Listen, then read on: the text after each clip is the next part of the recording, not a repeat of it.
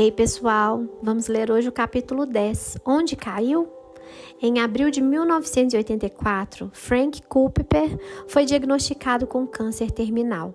O amado e pioneiro pastor e executivo denominacional viveria por mais 30 dias. Poucas horas após de receber o diagnóstico, ele pediu ao seu filho Raymond que o levasse de volta a Granite Falls, Carolina do Norte, onde ele foi salvo e havia pregado seu primeiro sermão. Naquele tempo, Raymond já era um notável líder de igreja por mérito próprio, como pastor da afluente Metropolitan Church of God em Birmingham, Alabama. Em profunda reverência ao seu pai, Raymond queria atender seu último desejo, mas seu pai estava gravemente doente.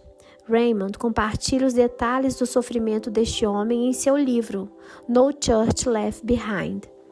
Entre as muitas complicações físicas, a cavidade abdominal de Frank constantemente enchia-se de fluido, requerendo que seu médico fizesse drenagens. Ele vomitava incessantemente. Ainda assim, a cada poucos dias, ele insistia com Raymond: precisamos voltar para minha Bethel, filho, e você precisa me levar. No Antigo Testamento, Bethel era o nome do lugar onde Jacó encontrou Deus pela primeira vez e construiu um altar para marcar o encontro que mudou sua vida. Frank Cooper estava fraco demais para sair de sua cadeira ou para ir ao banheiro por conta própria. Mas ele não iria morrer sem uma viagem de volta para aquela igreja rural. De volta a Bethel. 2 semanas depois, Frank anunciou ao seu filho: amanhã nós estamos indo para Carolina do Norte. Então, no dia seguinte, eles partiram de Atlanta e foram para Granite Falls. A jornada foi um pesadelo de complicações médicas. A cada 2 horas e meia, o estômago de Frank se enchia de fluidos e ele passava mal. Eles levaram 2 dias para chegar à pequena igreja onde 34 anos atrás, depois de uma semana de bebedeira desenfreada, Frank se tornou um seguidor de Jesus. Enquanto eles entravam no prédio, Frank, com lágrimas em seus olhos, começou a conversar com seu filho. Ele mostrou-lhe a pequena sala de aula dos encontros de domingo, onde Deus deu a ele seu primeiro sermão, uma mensagem em 1 Coríntios 13. Ele contou novamente sobre como Deus o havia salvado, sobre seu primeiro encontro com o poder do Espírito Santo e sobre a natureza definitiva de seu chamado ao ministério. Recontando seu testemunho, o frágil homem começou a orar, bater palmas de alegria e a levantar os braços em adoração. Raymond disse que sentiu um intruso em seu momento santo. Alguns minutos depois, pai e filho subiram pelos estreitos degraus para dentro do pequeno templo. Este é o lugar, Frank anunciou triunfante. Então, apontando para um lugar no chão, ele exclamou: filho, foi ali que seu velho papai foi salvo. Lágrimas desciam por suas bochechas profundas. Ele caminhou lentamente ao lugar e caiu de joelhos.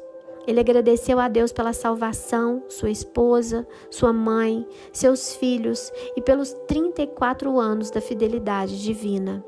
Ele agradeceu a Deus por sua igreja e pelo chamado de Deus em sua vida. Raymond conta que nunca viu seu pai adorar da forma que ele adorou naquele dia. Ele viu o Espírito Santo refrescar seu corpo frágil com uma nova força. De repente, Frank parou de orar e pegou uma garrafa de óleo de unção do púlpito. Raymond não estava preparado para o que aconteceu a seguir. Filho, começou Frank, eu não te pedi para me trazer aqui por minha causa.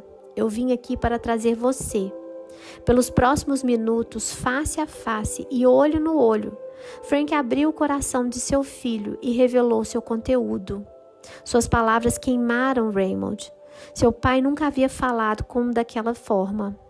Filho, você se perdeu, ele disse. Você começou como um pastor que tinha um grande sonho, mas tem sido difícil. Seu coração está abatido. Você está desencorajado. Você está ocupado, mas não muito efetivo. Você aprendeu a agir como um pregador, mas você está vazio. Você perdeu o seu fardo pelas pessoas perdidas. Sua vida de oração está com dificuldades. Não existem lágrimas pontuando suas pregações. Você não tem fome da presença de Deus como costumava ter.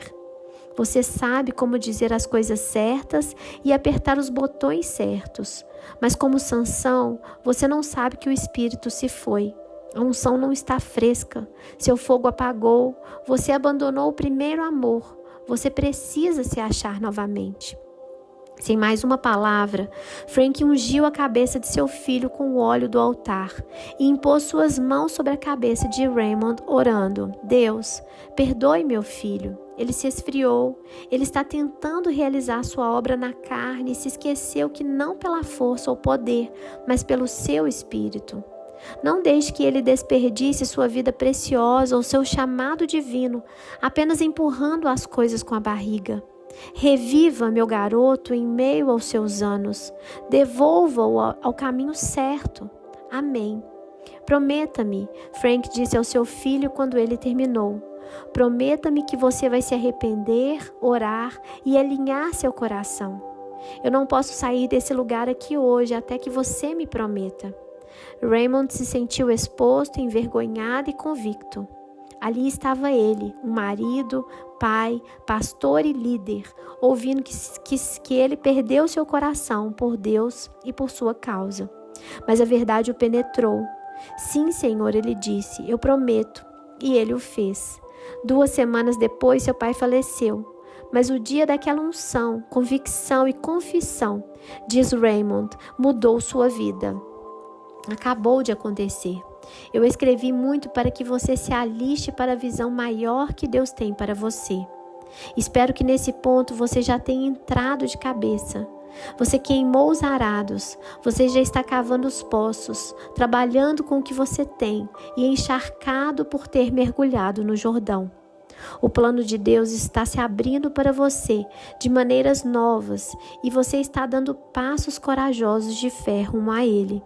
E por mais maravilhoso que isso seja e quão sinceros possamos ser, chega um momento onde nós que seguimos a Deus rumo à vida maior, como Raymond, perdemos a paixão. Nós vamos perder um momento espiritual e vamos escorregar para trás para o reino do ordinário. Não somos intencionais nem conscientes em perder o momento. Normalmente, não são eventos cataclísmicos que fazem isso acontecer. Tipicamente, nosso momento foge de nós nas atividades do dia a dia, nas planícies ásperas da realidade. Em algum lugar na correria da vida cotidiana, no furor da atividade, nós perdemos nossa paixão. Nós chegamos a um momento quando, em meio ao trabalho duro para Deus e fazendo o que parece certo, percebemos que tem algo faltando. Esse momento pode chegar de forma bem inesperada. Você pode perceber que seu tanque de paixão por Deus estava abaixo de vazio. Você não percebe que sua afeição por seu marido ou esposa se tornou banal e superficial. Você não percebe que o anseio profundo de ver seus amigos e familiares se entregarem a Cristo mingou. Você não percebe que o sonho que Deus colocou dentro de você, de conquistar coisas maiores para seu reino, ficou perigosamente distante. Você não sabia que um comentário doloroso se tornou uma raiz de amargura em seu coração. Você não sabia que estava se apoiando demais em vitórias do passado. Você não nota que havia perdido sua gratidão e havia começado a considerar as bênçãos de Deus banais. Você não percebe que havia perdido o senso de reverência pelas coisas que realmente importam. Você não sabia que não havia mais um coração por trás das coisas que você costuma fazer para a glória de Deus. Você não decidiu se tornar deprimido. Você não quis começar a faltar à igreja. Você não decidiu parar de falar palavras de amor e encorajamento para com seu cônjuge e filhos. Só aconteceu. Eu gostaria de poder sentar aqui e te falar que o caminho para a vida maior possui um momento imparável e que é uma ascendente sem paradas para a glória, mas eu não posso. O maior não é uma posição automática e permanente, é uma decisão intencional diária. E às vezes, no meio de nossas vidas diárias, nós ligamos o piloto automático e esquecemos de tomar a decisão. Nós, momentaneamente, perdemos o que tanto sacrificamos para conquistar e nos perguntamos se jamais conseguiremos de volta. O perigo vem quando esse pensamento se torna desespero e, ao invés de dar os passos para reconquistar o que perdemos, nós somos tentados a abrir mão completamente. A boa notícia é que não precisa ser assim. Deus já tem um plano para recuperar qualquer coisa que você perdeu muito antes de você realmente perder. Em algumas situações, o plano de recuperação dele é feito sob medida para a sua situação. Em outras, é um plano já testado que qualquer um pode seguir. Não posso lhe prometer que você nunca perderá seu momento, enquanto você busca pelas coisas maiores de Deus, mas eu posso lhe prometer que nunca é tarde demais para recuperá-lo. O plano de recuperação de Deus. Em 2 Reis 6, nós encontramos uma misteriosa história sobre Eliseu ajudando um homem que literalmente perdeu a cabeça. Nessa altura da vida de Eliseu, ele está supervisionando um tipo de seminário para jovens profetas. Certo dia, os profetas juniores vêm até Eliseu e dizem a ele que o lugar onde eles estão vivendo é muito pequeno. A escola cresceu mais do que as instalações. Eles propuseram uma solução. E se todos fossem até o Jordão coletar troncos, um para cada um deles, e então construíssem um novo lugar para viverem? Eliseu diz aos homens para irem na frente e construir dormitórios para o contentamento de seus corações.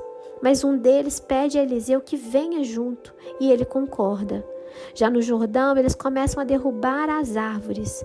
De repente, enquanto um dos profetas juniores está cortando a cabeça de seu machado, cai na água. Ele clama a Eliseu: "Ah, meu Senhor!" Era emprestado, versículo 5. Este é um momento de ensinamento poderoso. O jovem profeta havia perdido sua cabeça. Ele não sabia como recuperá-la e tudo o que ele consegue fazer é clamar. Você sentiu sua angústia? Muito interessante o fato de o jovem profeta não ter necessariamente feito nada de errado para trazer essa situação sobre si. Ele estava trabalhando duro, ele estava indo atrás do chamado de Deus para a sua vida. Ele parecia estar fazendo exatamente o que precisava estar fazendo. Na pior das hipóteses, ele foi só descuidado. Não é assim mesmo que nos perdemos em nossa caminhada com Deus? Normalmente, estamos fazendo só as nossas coisas, cortando árvores, vivendo nossa vida, gerenciando listas infinitas de tarefas, sendo tão gentis e úteis quando podemos ser para as pessoas que amamos.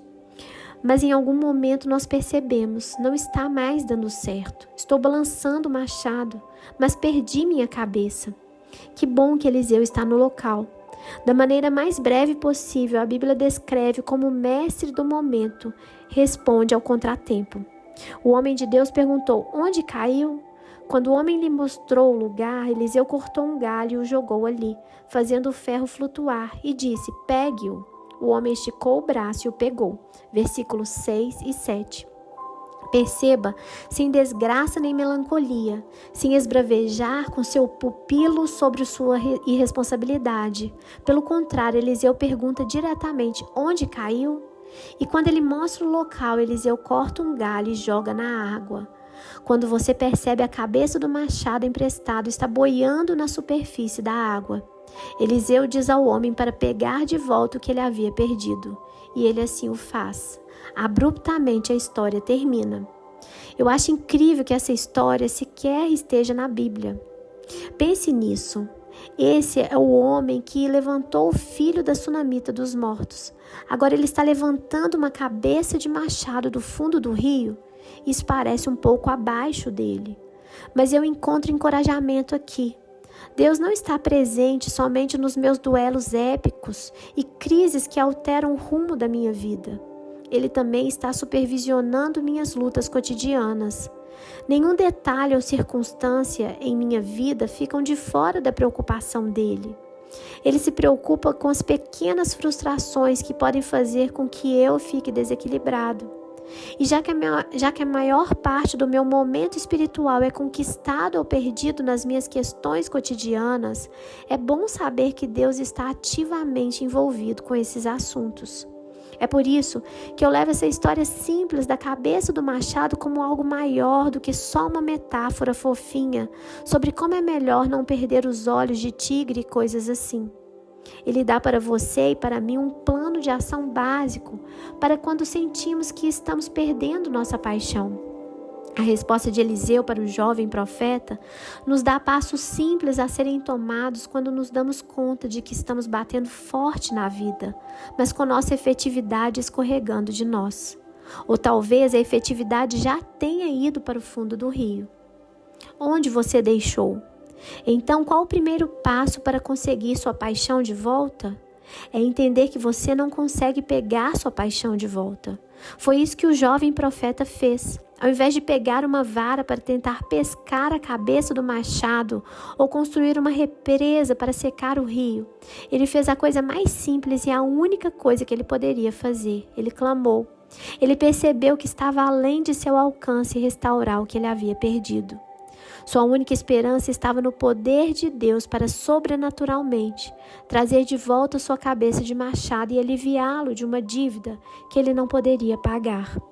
Da próxima vez que você se vir ficando espiritualmente lento, não tente recuperar seu momento dobrando seu esforço próprio. Pelo contrário, vá até Deus. Mesmo que você tenha de fazer isso 50 vezes por dia, Ele conhece suas fraquezas e Ele anseia em lhe dar mais forças. Ele não quer levá-lo a fazer um monte de testes de laboratório para ver se você está sendo apropriadamente sincero. Ele não quer você nadando em arrependimento. Ele só quer que você clame, chame por Ele. Ele quer trazer de volta sua paixão. Mas Ele precisa que você pare, seja honesto e peça. Eu vou fazer uma declaração corajosa. Se você clamar a Deus pedindo a Ele para restaurar a paixão que se perdeu, Ele vai responder todas as vezes. Por que Ele não responderia? Você acha que Deus quer que você volte a ficar preso na mediocridade? É dolorido perceber que a cabeça do seu machado está perdida, mas é poderoso perceber que ela não está perdida, está exatamente onde você deixou. E Deus vai desafiar a gravidade para trazê-la de volta ao seu alcance. Busque e resgate. Na época dos videogames de verdade, com a lenda de Zelda, Super Mario Bros. E Contra, eu devo admitir que levava minha experiência de jogador bem a sério. Eu devorava cada tópico da revista Nintendo Power. Fiquei acordado até as 3 horas da manhã, ou certa vez, até finalmente derrotar Soda Popinski no Punch-Out, e ocasionalmente dar uns surtos de raiva vergonhosos. Nada acendia meu ódio de garoto de 10 anos de idade mais do que chegar até o final de uma fase, bem quando iria matar o chefão e morrer. Isso significava que eu precisava recomeçar tudo desde o início da fase. Todo aquele esforço, todas aquelas horas desperdiçadas, meu rosto ficava vermelho e as veias saltavam na minha testa. Eu tentava segurar, mas acabava gritando com um estúpido objeto inanimado, que me trouxe tanta alegria e prazer poucas horas antes. Eu arremessei mais de um controle pelo quarto e tive meus privilégios no Nintendo revogados em várias diferentes ocasiões por conta desse comportamento. Eu senti essa mesma frustração nas minhas entranhas, em um nível muito mais profundo, é claro, em minha caminhada com Cristo algumas vezes. Tantas vezes eu sinto que estou só seguindo o caminho, vivendo minha vida, correndo duro para cumprir a vontade de Deus. E então do nada eu perco o ritmo. Eu chego numa baixa espiritual e é como se, ótimo, todo o progresso que eu estava fazendo foi para nada. Eu estava indo tão bem, sendo tão intencional, realmente indo atrás das coisas maiores que Deus tem para mim. Então eu escorrego de volta para os mesmos padrões preguiçosos que eu tinha antes. Eu perdi minha intensidade e caí em modo sobrevivência. Eu deixei que um contratempo pequeno me tirasse do meu caminho. Agora eu tenho que recomeçar. Você deveria saber que eu não tenho pensamentos desse tipo 1 ou 2 vezes por ano. Eu tenho pensamentos assim múltiplas vezes por dia. Eu penso isso quando meu tempo de oração foi ruim de manhã e quando eu como muito carboidrato no almoço. Eu tenho esses pensamentos quando eu desperdiço horas da noite interagindo com a vida menor do Twitter, ao invés de fazer um investimento maior na minha família. Talvez você também teve sua cota desses pensamentos. No entanto, se nos rendermos a esses pensamentos desencorajadores, é só uma questão de tempo até que aquela lenta, lerda e perdedora mentalidade menor tome o controle. Talvez continuemos a golpear, dando uma impressão de produtividade, mas no fundo nós sabemos, minha paixão se foi. Aqui está o lindo segredo que tenho aprendido sobre a forma que Deus trabalha. Viver para Deus não é como jogar Nintendo. Eu não preciso voltar ao início da fase quando eu cometo um erro, perco meu foco ou devaneio na direção errada. Pela graça de Deus, eu simplesmente volto e identifico o momento em que saí dos trilhos. Será que foi porque minha comunicação com Deus tomou um lugar inferior na minha escala de prioridades do que as 3 mensagens que preciso responder? Será que foi porque permiti a apatia se acomodar e comecei a deslizar morro abaixo, uma vez que alcancei o nível que estava buscando? Será que foi porque eu comecei a abordar as situações da minha vida com um pensamento de que o que eu ganho com isso, ao invés de uma atitude que voltasse minha atenção para a necessidade dos outros? E com você, onde você costuma perder? Ou nas palavras de Eliseu, onde caiu? Talvez tenha sido uma palavra de crítica que tirou você dos trilhos.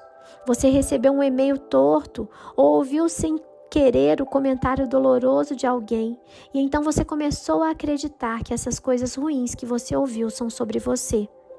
Talvez você tenha começado a confiar demais em uma abordagem formal com Deus. Se tornou uma lista de atividades que você precisava cumprir todos os dias e toda semana, ao invés de viver um relacionamento dinâmico com Ele. Talvez um senso de direito tomou conta de coisas pelas quais você costumava ser grato. Os bônus da bondade de Deus em sua vida se tornaram parte do pacote em sua mente. Talvez você caiu em uma lenta depressão, pois a primeira coisa que você faz depois de apertar o botão soneca, algumas vezes toda manhã, é ouvir notícias deprimentes. Talvez você entrou em relacionamentos ruins com pessoas negativas e agora elas estão sugando a vida que tem em você. Talvez você tenha começado a ver as bênçãos em sua vida como maldições. As crianças pelas quais você orou agora estão fazendo bagunça na sala.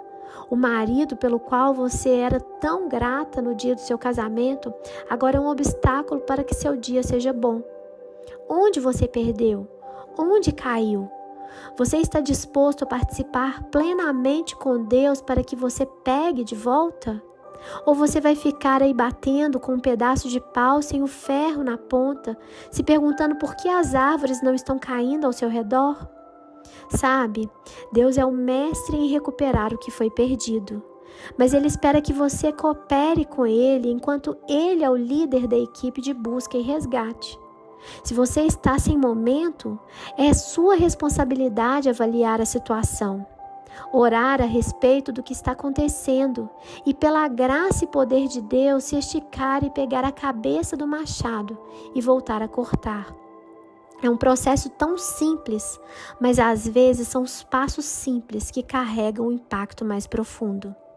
Continuando afiado, eu serei sincero com você. Quando a Elevation teve seu primeiro salto de crescimento e saiu de algumas famílias para mais de 1.000 pessoas, foi uma experiência gloriosa e desnorteadora. Eu percebi pela primeira vez o estresse e as pressões que vêm com as bênçãos de ser pastor. E essa sensação me deixou morrendo de medo. Eu comecei a perceber que o diabo tinha um alvo na minha alma. Muitos pastores desenvolvem uma vida secreta de pecado habitual. Então eles acabam derretendo nos holofotes, onde o mundo vê, machucando muita gente e danificando o testemunho de Jesus. Pela graça de Deus, eu não estava lá ainda, nem perto disso. Mas com o estresse e ritmo do ministério, eu fiquei com medo de chegar a esse ponto um dia. E eu temia que algumas disfunções persistentes dentro de mim iriam eventualmente me impedir de ter o impacto que Deus desejava que eu tivesse em nome dele. A última coisa que eu queria fazer com a minha vida era começar a ajudar pessoas e terminar machucando milhares por conta de uma falta de integridade ou um assunto mal resolvido em minha vida. Então, mais ou menos um ano depois de termos começado a igreja, eu decidi ligar para um conselheiro cristão profissional. Com quem mais você pode conversar quando o pastor é você? Você não tem um pastor para partilhar seu fardo, pois afinal de contas a responsabilidade já é sua. Aquela ligação foi bem estranha. Eu falei bem baixinho dentro da minha sala, pois eu não queria que nenhum outro membro da equipe ouvisse de outro local. Quando esse cara pegou o telefone, eu disse que gostaria de encontrar com ele uma vez por semana. Quando ele me perguntou qual era a minha motivação para buscar aconselhamento, me pegou desprevenido. Eu não tinha pensado em todos os detalhes. Eu realmente pensei em inventar alguma resposta, mas eu só admiti. Eu não sei por que eu quero encontrar com você. Eu nem sei como isso funciona. Eu listei alguns motivos que não se aplicavam. Eu não tenho problemas com pornografia, eu disse. Eu não bato na minha esposa, não tenho nenhum vício com drogas. Até onde eu sei, tive uma infância muito boa. Então eu tentei colocar minha necessidade em palavras. Eu só sinto que quero trabalhar o meu interior, para que possa estar apto a liderar as pessoas que Deus me chamou para liderar. E eu pensei de ver se você faz esse tipo de coisa. Ele disse: ninguém jamais me ligou atrás de aconselhamento preventivo. Normalmente as pessoas me ligam depois que suas vidas estão desmoronando. Pausa. Droga, eu sabia que era uma ideia idiota. Então ele continuou: na verdade, Steven, isso parece ótimo. Estou empolgada em ajudar. Vamos marcar. Nós marcamos. E o que parecia um impulso cabeludo se tornou em um relacionamento frutífero de longa data. Eu me encontrei com ele quase toda quarta-feira de manhã pelos próximos 3 anos. Ir até o escritório de um conselheiro era um pouco desconfortável no começo. Quero dizer, eu sou o pastor de uma igreja grande aqui na cidade. E se alguém me vir aqui no escritório do conselheiro, eles vão achar que o pastor deles é louco. Mas quer saber de uma coisa? Eu decidi vestir a camisa. Tem muita coisa em jogo para eu me preocupar com o que as pessoas vão pensar. Eu preciso manter minha paixão, não importa o que seja necessário. E a paixão espiritual não é algo que eu possa fingir. Certo domingo, eu fiquei de pé diante da minha igreja e fiz um pronunciamento. Foi algo do tipo: eu quero que todos saibam que eu comecei a ver um conselheiro cristão profissional, regularmente. Vocês como igreja estão pagando por isso. Não se preocupem. Meu casamento não está mal, não estou exaurido, nem preso, nem nada parecido. É só que, bem, eu quero manter minha paixão. Eu quero fazer as coisas direito. Eu quero que vocês tenham um pastor saudável e quero ser um marido, um pai, um homem que ama a Deus mais e mais a cada dia. Então aí está. Gostem ou não, seu pastor é meio doidinho. E você também. Todos nós precisamos de ajuda para permanecer nos trilhos. E eu decidi que essa é a melhor forma de buscar ajuda. A congregação explodiu em aplausos. E o que Raymond Culpeper vivenciou através de uma viagem de volta ao começo da vida cristã de seu pai, eu experimentei em viagens semanais até o escritório do conselheiro.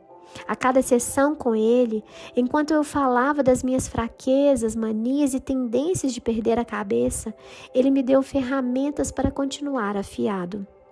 Ele me ajudou a entender como basear minha segurança em minha identidade em Cristo, não no nauseante sobe e desce da frequência da igreja e performance profissional. Ele me ajudou a aprender como processar as críticas sem me tornar amargo em minha alma ou perder meu amor pelas pessoas. Acima de tudo, ele me ajudou a ver que não importa o quanto eu lute no dia a dia, eu nunca estou a uma distância maior do que uma oração de Deus. Deus, me ajuda a voltar para o lugar em que eu pertenço a Ti. Se eu já me formei na Academia de Recuperação de Machado? Claro que não. Se eu ainda luto algumas vezes com perder minha cabeça, meu temperamento, minha perspectiva, minha disciplina, sim, nenhuma quantidade de aconselhamento jamais vai consertar isso completamente. Mas eu aprendi que a vida maior não se trata de viver a vida perfeita. Trata-se de manter sua paixão intacta, independentemente de qualquer coisa. Provérbios 24:16 diz: pois ainda que o justo caia 7 vezes, tornará a erguer-se. Às vezes, parece que Deus estendeu essa promessa ao número 700.000 vezes para mim. Eu sou grato por Ele ser o Deus de outras chances. Da próxima vez que você perder seu momento na vida cotidiana, enquanto você persegue o melhor de Deus para você, não desista concluindo que tudo acabou. A vida maior não acabou para você. Está só fora de vista, debaixo das águas do ordinário. E Deus pode fazê-la emergir sobrenaturalmente quantas vezes for necessário. Quantas vezes você estiver disposto. Clame a Deus. Pergunte-se a si mesmo onde caiu. Então volte-se para o lugar, pegue de volta e continue em frente, rumo às coisas maiores que Deus tem para você. Você já chegou longe demais para desistir agora. Que Deus abençoe vocês e até o nosso próximo capítulo.